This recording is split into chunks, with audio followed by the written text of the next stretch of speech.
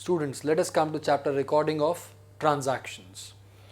Now students, let us understand first what is a transaction. We use this term very often. Now, transactions involve exchange of economic consideration between the two parties. Now, it has some very important aspects to it. It involves exchange of economic consideration between the parties. That means exchange of things of value between two individuals.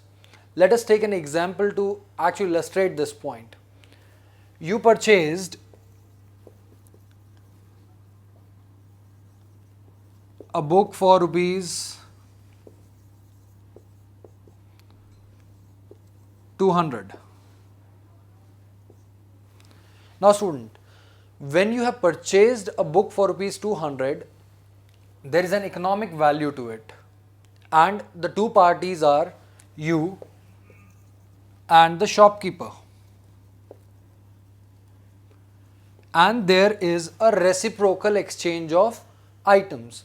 And what are those two items? He gives you book and you give him money.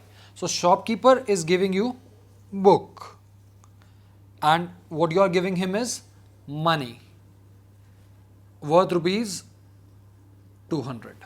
So there is a reciprocal exchange. It is an example of a transaction. So let us reiterate it. They are the exchanges of economic consideration between the two parties concerned.